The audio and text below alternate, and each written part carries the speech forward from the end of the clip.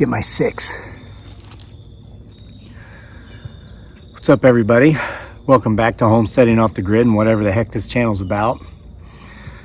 I guess through the whole month of October, it's usually about creepy, scary stories, sometimes involving Bigfoot, Sasquatches, and sometimes not. But here we are November 1st, and that's what it's about again today. Halloween's never over around here. So I guess according to the tradition and the folklore,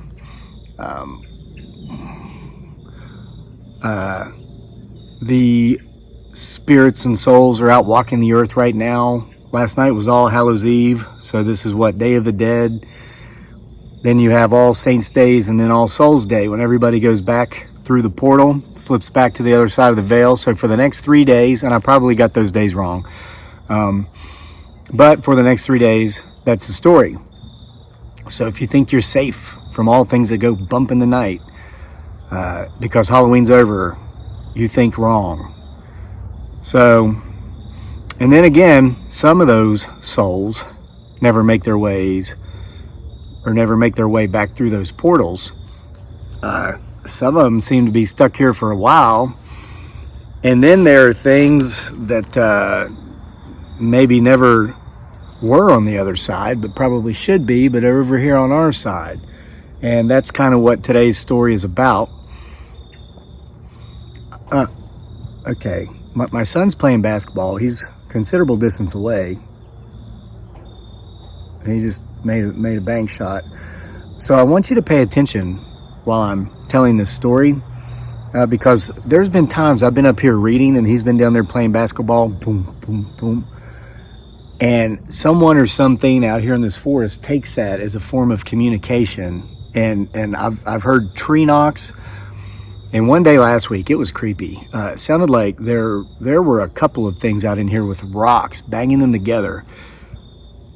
That's the basketball. So, and it happens when I'm splitting firewood with an axe. Something out here thinks we're communicating. So let's listen for that as well. And I'll go down and play with him after this video. He's been wearing me out all day. We went mountain biking this morning for 30 minutes after I did a 30-minute run. Now he wants to play basketball. I may not have the energy of a fit, healthy 10-year-old kid, but I do my best to keep up with him. So right now, this is my break, telling this story. We had a wonderful October, had a wonderful night last night, trick-or-treating. We took our son into a neighborhood where a couple of his buddies live, and they got a ton of candy. And my beautiful bride, Dearly, aka Giggly Girl, she always goes trick-or-treating too. She has this uniform costume she wore last night, and she got an entire pillowcase full of candy. As it turns out, I guess we were the last group to go through this really nice subdivision, and so Dearly and I were walking together, pulling up the rear behind the kids with some of the other parents. And so when she'd say trick or treat, everybody would just dump the remainder of their bowls in, because it was like 8 p.m. They're like, here, we're done, we're going in. You know, the kids are coming around for the second and third time now anyway. So she just got like, I don't know, 10 or 12 pounds of candy. We won't eat all that. It'll go, we'll give it some. We just don't eat that kind of stuff often. But now, had it been Twinkies and pepperoni, I'd be down there eating it right now. Something else we did really fun in October is we went to Williamsburg, Virginia 3 times. Twice to go to Hallow Scream there at Busch Gardens, and of course we just didn't check the dates on the website. And so the first time we went, they weren't even open. We went on a Tuesday. That's how I roll. Like, if I'm going to go somewhere like a theme park, some sort of tourist spot, state park, I never go on the weekends. I always go in the middle of the week, because that's when most people are working and they can't go, and so it's not as crowded. It's crazy. There's always just a bunch of retirees who give us these guilt-shaming looks like, why aren't you somewhere working? Whatever. Times are different. I love technology. I love the internet. I love social media. It is the gutter of the internet, but if used correctly, you don't have to have a real job. I mean, I was, one of the books I'm reading, I'm always reading 3 or 4 books at a time, but I'm reading If It Bleeds by Stephen King, a short story collection. finished the first story last week, and the main character, one of the main characters who ends up becoming somewhat of a ghost, is like an 80-something-year-old retired business mogul who just understands so much about business. But by the time smartphones rolled around, iPhones, he had been done with business, retired for 20 years, was still reading newspapers. So when he discovered the iPhone, by way of this kid that he paid to come to his house and do some chores for him a couple times a week, there was a quote in that book. This old man said, with this smartphone, he said, if I were a younger man, knowing what I know about business now, having this understanding business as I do, and having the technology that your generation has, I would grab it by the cojones and squeeze every penny out of it I could. He said, unfortunately, I fear that 97% of the population are going to just misuse these things, use it for the wrong purpose. And you see that. And this story's going somewhere, trust me, and it's creepy. It amazes me how, I can't hold mine in my hand right now because I'm using it to record this video. But we have this little device that fits in all of our pockets through which we can access all known information. If it's known, if it's historic, we can access it. We can do amazing things. We can start social media channels like on YouTube or pages on Facebook or Instagram, even the TikTok thing, which I don't do. This is the only dog and pony show I have here is YouTube. And we can make it to where we never have to have a crap job we hate. We never have to have a mean old boss. We never have to have backstabbing coworkers. Yet 97% of the population use these things to insult strangers they'll never meet on the internet, argue with people they'll never know about stuff they really don't even understand. And I scratch my head and I just think, whatever. So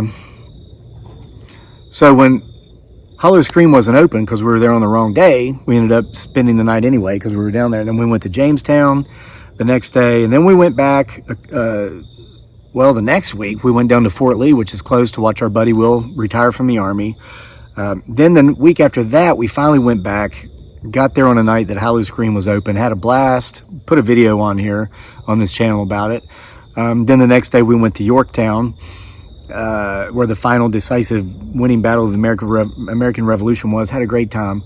But then we just kept going. I'm worn out. Like, I just woke up from a nap. That's why I look a little groggy. Slept for an hour after working out so much this morning and stuff, but we're just worn out.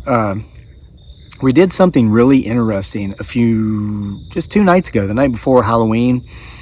And I guess, for those people who like to argue or insult, this would be the time where they would write in the comments section, story starts at 8:19.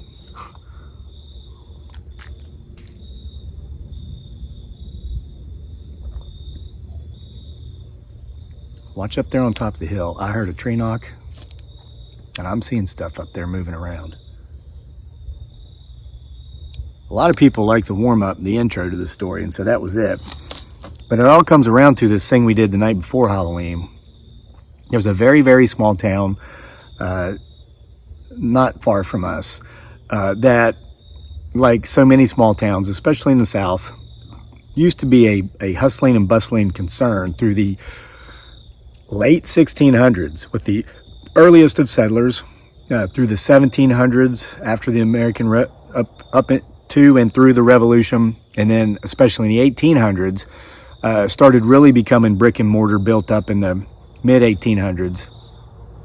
And but then of course when the Industrial Revolution hit here in America, like so many of those small towns, kind of faded away and wasn't so much of a hustling concern now. They were doing like a ghost tour in this small town, and it was, we've done the ghost tour at Colonial Williamsburg. That was years ago. I always try to catch the ghost tour in Charlottesville, but they only do it like 1 or 2 nights a week, and you got to make reservations, and I never think about it until it's already over.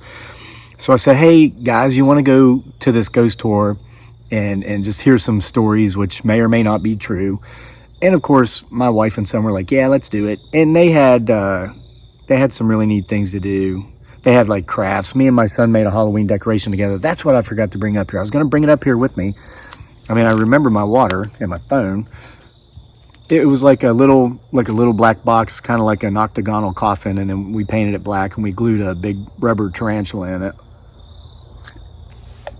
Very simple, but you know, it's like a memory sake thing that we have now. And so we did that, ate some popcorn. There was a retired elementary teacher there dressed up like a witch, reading stories. It was a wonderful time. But then we took the tour, and you know, a couple of the stories were kind of cheesy. They were obviously fiction, but a couple were not so cheesy, and they obviously were not fiction. And these stories, the people, you would go to these different spots, 4 or 5 different spots, and the storytellers said that they researched the history and actually found the original news articles about these events when they occurred. So they are true. Well, the first story was not one such story. It was a cheesy story. It's a story that I think I've heard a version of a million times. This is a point in the video when a lot of folks, part of the 97% of the folks who own these smartphones, would write in the comment section, "What are you always looking for behind you, dude? There's nothing there." Just because you can't see it doesn't mean everyone else can't. That's part of the story too. So this girl told this cheesy story, and she did a good job telling it. And she said, "So what do you think?" There at the end.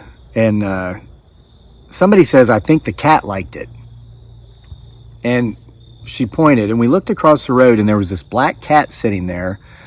And I hadn't noticed it, but it just got up and just started walking up the sidewalk. It was solid black except for about this much of the very end of its tail. It's like somebody had dipped its tail in white paint. And then somebody else said, "Well, I don't think it was that impressed." And everybody laughs. And then we went on to the next station. This was at a bank. It was in front of a bank. And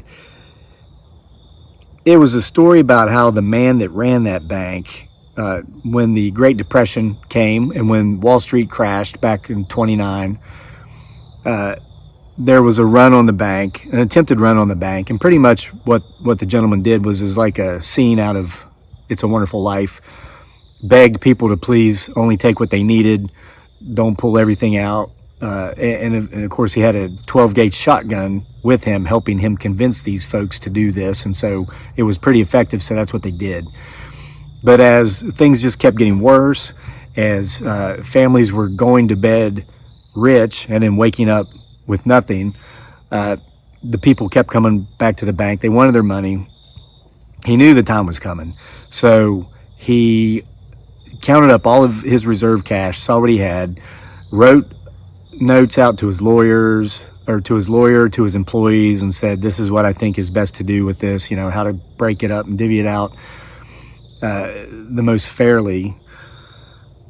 And then as the sun came up just after, I guess, October, it had been like just after, about 7 a.m., he took his own life with that shotgun, with one shot to the head. And the story goes that around that time of year, every October, just as sunrise, you can hear a gunshot. Is it true? They say it's true. I don't know. I didn't hear a gunshot. But at the end of the story, somebody said, "Well, the cat was a little bit more impressed with that story because it stayed here longer." And we looked over, and somehow that cat that had left had made its way back and was over off to the side of the crowd. But as soon as we acknowledged it, it took off running again. It was the same cat because it had that same little white tipped tail. And I started thinking, wow, this is really neat. It's like the cat's coming around to hear these stories. And it reminded me of one of my favorite tales that I've told that is not fiction, the tale of Old Red Eyes. Told it last October. It was in the October Nights book, 31 Tales for the Halloween Season. That was my son with his basketball.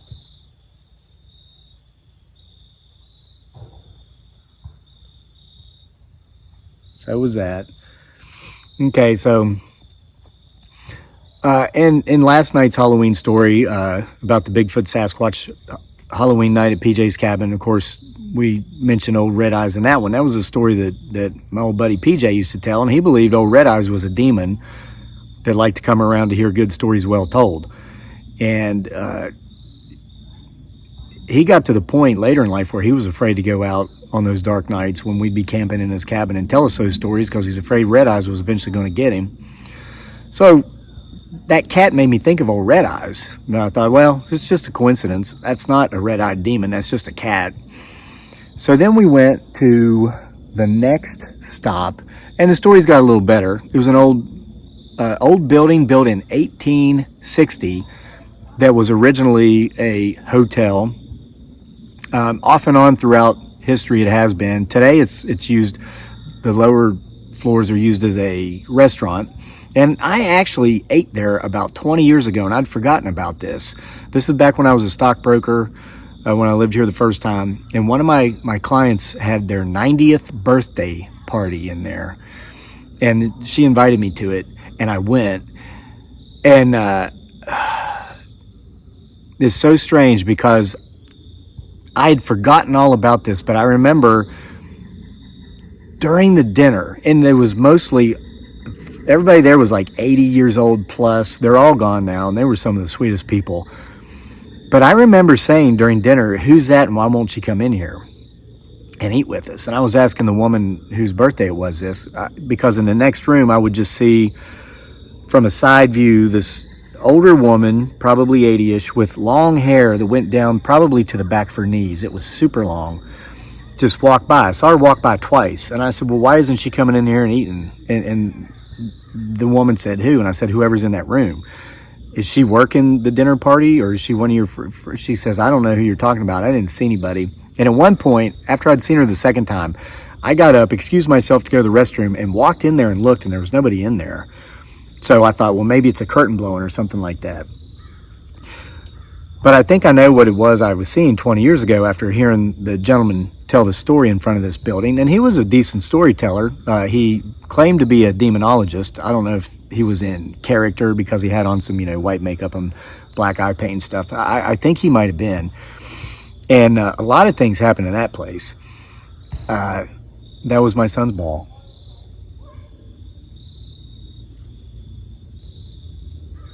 And that's him. His mom's out there playing with him now. So you're hearing voices, that's them. Okay. It's not coming from back here. So,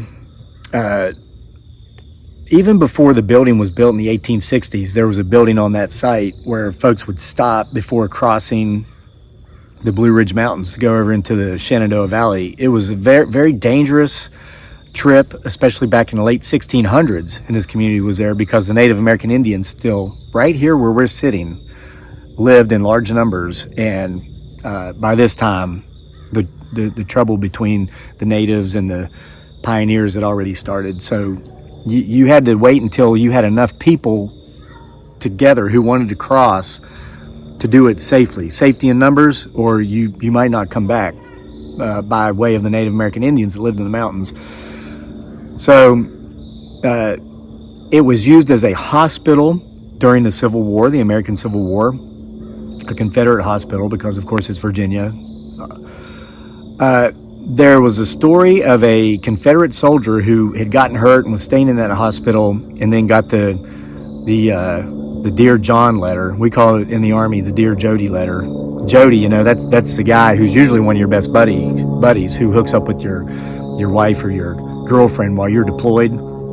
True story.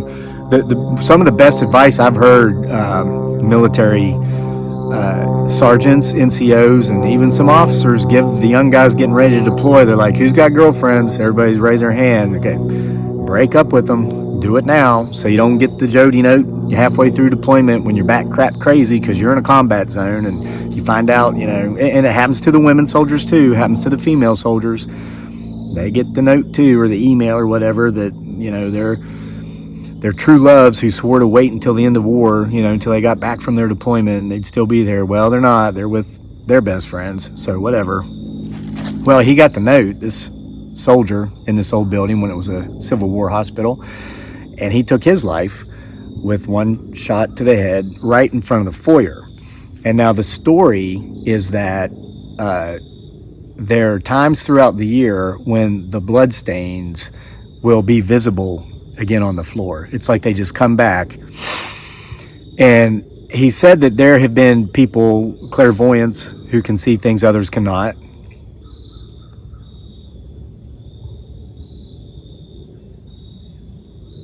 Who have said the stains are there permanently at all times. They never go away.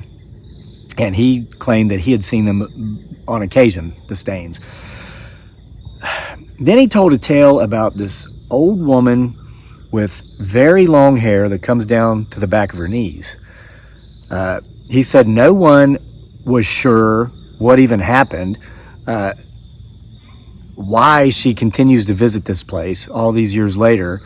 But throughout history, at times when the building had been used as a hotel, guests had reported just before they fall asleep feeling what felt like long hair brushing across their faces, and when they woke up, they would see her at the end of their beds dancing and laughing. There were times when visitors would claim they would be in bed, staying by themselves alone, single travelers, and they would feel what felt like somebody laying down in bed beside them. And they'd look over, and there was just this woman with this long, beautiful hair there smiling at them, and they'd jump out of bed. It's really creepy because I had a similar experience in England, in Preston, England, years ago, in a building. And I've told this story a couple times. And my last night there, I was telling the lady down at the restaurant / bar about it. And she said, "Oh, so you've seen her too, huh?" And the story there was that it was a woman who had been crushed when the building, now this building was from the 1600s. This is England. Had been a textile plant of some sort, and the people would work 20 hours a day, and sometimes they'd fall asleep and get crushed by the machinery. So that was the story there, but nobody knew the story of this woman with the long hair in this small town here in Virginia. But when this guy's stories were over, somebody said, "Wow, the cat really liked that one." And it didn't run away. It followed us to the next stop.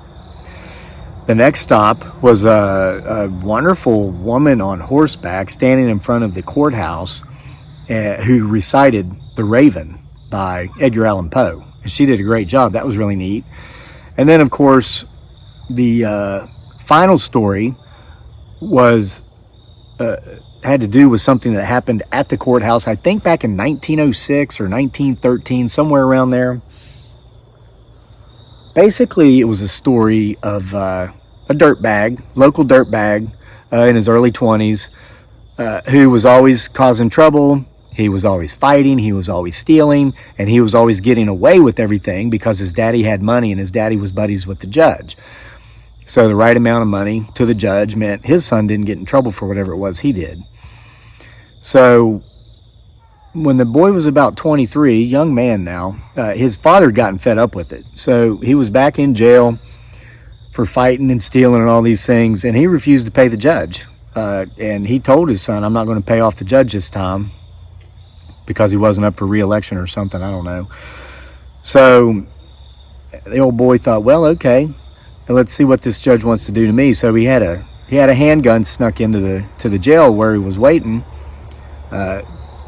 trial / sentencing, whatever. So he went to trial, and the judge told him, he said, "Look, you've had too many chances. You've gotten off free too many times." He says, that was the brakes from a truck or something. Now this is the point where 97% of the populations with iPhones, who can't believe YouTube allows me to upload these videos, would write something to the effect of, "How's this guy out in the middle of nowhere when it sounds like there's a 4-lane interstate highway right beside his house?" Well, some folks just don't know how well sound travels out in the country. There's no interstate over there.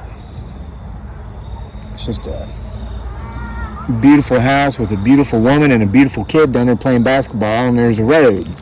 Those big trucks are actually VDOT, Virginia Department of Transportation, carrying gravel. Some of these back roads got washed out by a real heavy rain we had the other night. You know, they've been grading them and replacing the gravel, fixing the roads, but somehow 97% of the population believes that constitutes an interstate highway system. Whatever. It's amazing. If it just riles your nerves that much that somebody can sit in front of their camera and tell stories and get enough people to watch them over time, and it takes time, why wouldn't you just go out there and do it yourself? I know, right? We ran into an old buddy in the grocery store here a couple weeks ago that I used to work with off and on here. He was actually one of my managers. Love the guy. He's a veteran. His name's Aaron. If you're watching, Aaron, shout out. He was a great guy. He was in the Marines. He was in the Army. He was in the Army Reserves and the Army National Guard. Deployed, I think, 3 or 4 times. About 3 years younger than me. But he said to me, he says, I see your YouTube thing's going well, so I guess he watches every now and then. I say, it's going really well. He goes, you really got a gift. Not just any idiot could do that. And I told him, I disagree with you. And I firmly believe this. And I know I've gotten off on a tangent here from the story, but I'm going to get back to it. But I want you people watching to hear this. This is my honest belief. Yes, any idiot can do this, and any idiot can be successful doing it. This idiot is doing it, and I have no skills, abilities, gifts, or talents that every single one of you out there watching don't possess yourself. Maybe you have it in a different area. Here's what not just any idiot can do. Not just any idiot can be consistent and persistent to the point to where the miracle happens. You'll get people that'll try it. They'll make 30 or 40 or 50 videos. They never even get their channel monetized. And then they just stop. And then they come to channels of idiots like me and talk about how there's an interstate highway by my house. Why I'm always looking behind me. There's nothing there. Whatever it is that's said. Listen, stop trying to tear the other man down and go out there and build yourself up. Do you know we started this channel in 2016 and we gave up? We were making videos and it was like, I think months, and we had like 26 subscribers. And we stopped. Yogi Berra said, it takes many long, hard years of long, hard work to become an overnight success. We gave this another chance in 2018, almost 2 years after we originally started. Only because I had a job I hated that made me miserable. I knew that I could and I would do it long term to support my family, but I didn't want to do that because I knew it would make me miserable. It would turn me into somebody I'm not. And that's, of course, when I was a mail carrier and working at times 17 days straight without a day off for the Postal Service in Charlottesville. So we hit this hard again. I remember being at the post office telling some guy about it who was training me, and the next day he came back, he said, hey, I watched one of your videos, it's pretty neat. I subscribed to your channel, so you now have 76 subscribers. 76 subscribers. And I would be out here in the fields at 5 o'clock, 6 o'clock in the morning, making 2 or 3 videos, having them dearly to publish them or schedule them to where they'd publish about 4 to 6 hours apart throughout the day while I was delivering mail at the job I hated, making me miserable. And it finally just worked, and it took 6 months of that. 3 videos a day, every day for 6 months while working at the post office. Now we have, as of this recording, 265,000 subscribers, and it's enough to allow us to live the life we want to live without being miserable doing it. Every single person out there watching this video can do the exact same thing. Maybe your thing isn't telling stories. Maybe you know how to fix things. Next time something breaks, make a 4 to 6 or 8 or 12-minute long video, however long it takes, to show how to fix this thing and put it on YouTube, and people are going to watch it. And if you just do that enough, over and over and over, and you don't give up and you don't stop, and you don't find the people who are successful and go after them to try to tear them down, if you spend your time focusing on you and your efforts, you could do this too. You could do anything. 97% of the folks, like the man in the Stephen King book said, just don't get that. And I don't understand that. So here's my point. The judge tells him, no more, you're not getting off this time. You're going to cool your heels for a lot longer than you ever have. Well, the old boy stands up and puts 6 rounds in him, kills the judge, takes off out of the courthouse. They never found him. This is a true story. They never found him. And when somebody would get robbed or they'd find a dead body somewhere, they just assumed it was him, but they never knew. And the person telling the story said that there are times people have been out walking around in the dark at night, early in the morning, and they will hear gunshots coming from that courthouse. She claimed she even heard 6 gunshots in that courthouse once too, when she was walking in the very early morning hours before the sun had come up. It's probably in the winter. She called the police, she said. They came and they searched and there was no one around, and there was no evidence of any weapons being discharged. So that was the final story, and that cat just walked away. And I know this sounds like Stephen King cat eyes, but it's not. This is true, and everybody saw that cat. And somebody asked if that cat was part of the ghost tour, if it belonged to somebody, and they were like, no, it's just following you guys around, listening to the stories. So we went and ate at a local restaurant after that. It was about 8 o'clock at night. We'd skipped dinner to go out there, and we were hungry, and we saw a cat in the parking lot, black cat. And my son said, look, there's that cat, it's back. And we walked around it. We were giving it a wide berth because it had gotten creepy by this point with that cat. And it wasn't that cat because its entire tail was black. I said, I bet you that cat belonged to somebody who was telling stories. They just didn't tell us about that part. So we went in, we ate, and then we came out and we realized that we had forgotten that thing, that little octagonal coffin thing with the spider glued into it, because we had to lay it over on a table to dry, the paint and the glue and all that. And we went on the ghost tour, and all we were thinking about was food after the tour. So we didn't go back and get it.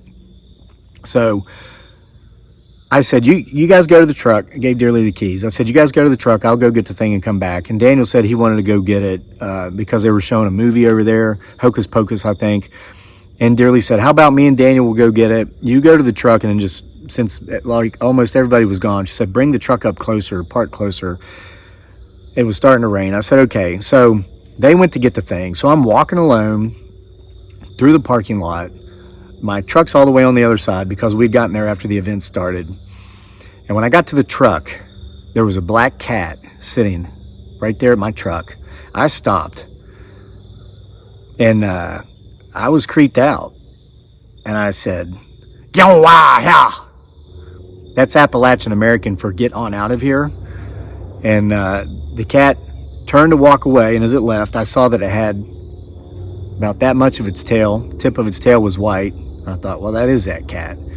It turned around and looked at me one time, and its eyes glowed red. And then it turned and it just kept on walking off, and that's the last I've seen of it. So this was one heck of an October. We did all these things, went to these places, had a great night trick-or-treating, and came out here and told you a scary story, I think, every night. And this story proves, even though October is over, doesn't mean the scary stories are, so keep coming back if you like them.